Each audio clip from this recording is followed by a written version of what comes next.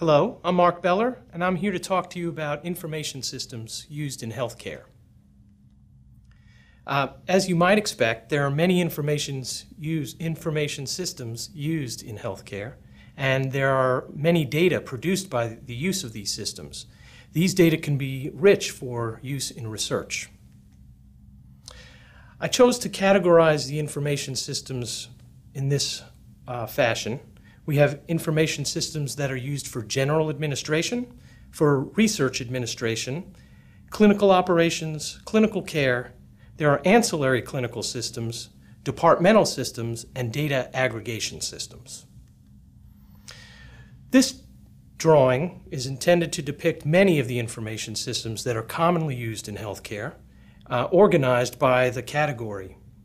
You'll notice that one of the systems, the electronic health record system, actually appears in both categories because this system is used for direct clinical care as well as it is considered an aggregation system.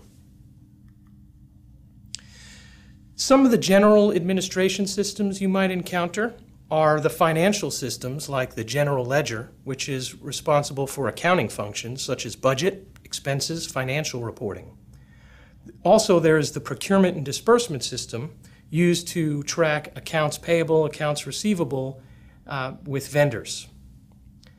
The human resources system is responsible for knowing who the people are in the organization and payroll, very important.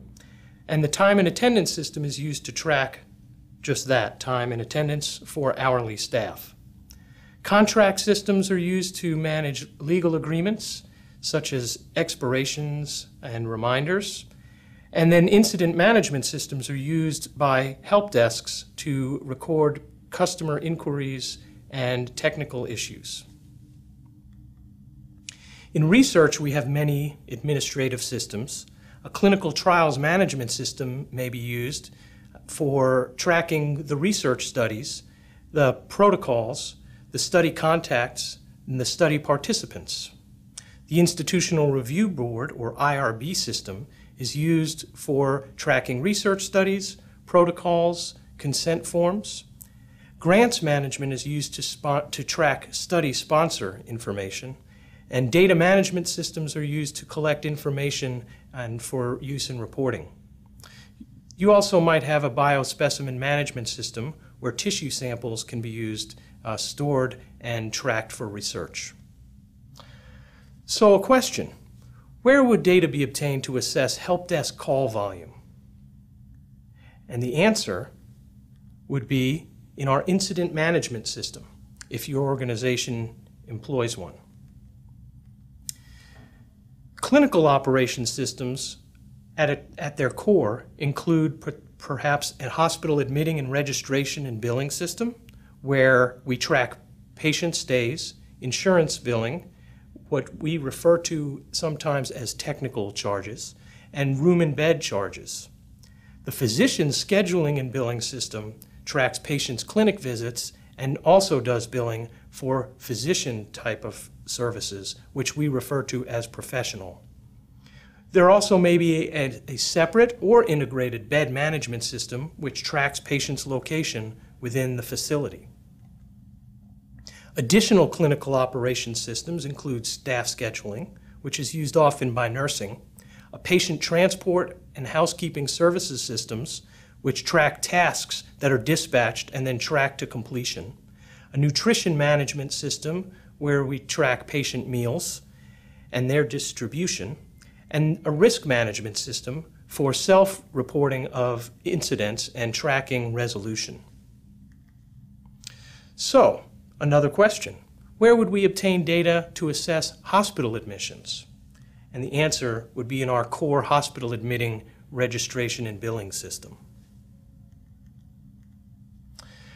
Clinical care systems at their heart would include a medical record or an electronic health record. This is also referred to as the patient's chart.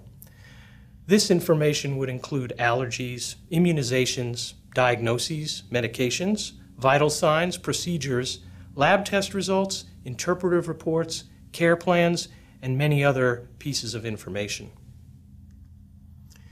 In addition to an electronic health record, you might have a prescription writer, which is used to write prescriptions for patients to take home and fill at their local pharmacy. In addition, you might have inpatient and outpatient order entry systems, which allows providers to order procedures, lab tests, or medications for their patients. There are documentation systems, some used by nursing, some used by physicians, and there are biomedical systems, which include devices that are connected to the patient and produce data output, which can then be used. Ancillary clinical systems include pharmacy, laboratory, radiology, and several others. These systems tend to track orders and filling of those orders for medications or diagnostic testing. And the radiology systems typically include a procedure tracking module as well as an imaging module.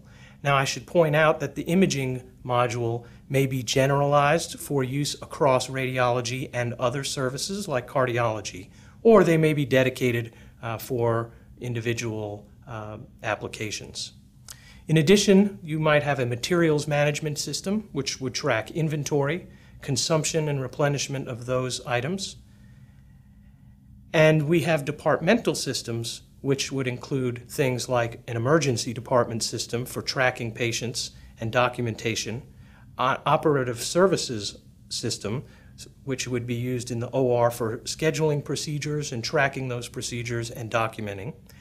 And there might be a medical transport system used for air and ground transport of patients to the facility or between facilities. These sometimes also include a documentation component. So, some more questions. Where would we obtain data to assess inpatient medication dispensing? The key word there is dispensing. We would obtain that from the pharmacy system, where we track the medication orders and the inventory, as well as dispensing. Where would we obtain data to assess ER wait times? That would be in our emergency department patient tracking system, which typically has a waiting room and then the time between waiting and patient being put in a particular room in the emergency department. In addition, and finally, we have data aggregation systems. These are systems that collect data from other source systems, such as I previously mentioned, the electronic health record, a personal health record, which is typically a patient-facing view.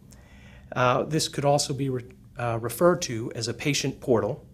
There are enterprise data warehouses that aggregate data from a variety of systems. And then there are research-oriented, what I would call data warehouses or data marts, such as patient-identifiable data sources as well as de-identified data sources. Now, there are some challenges to think about.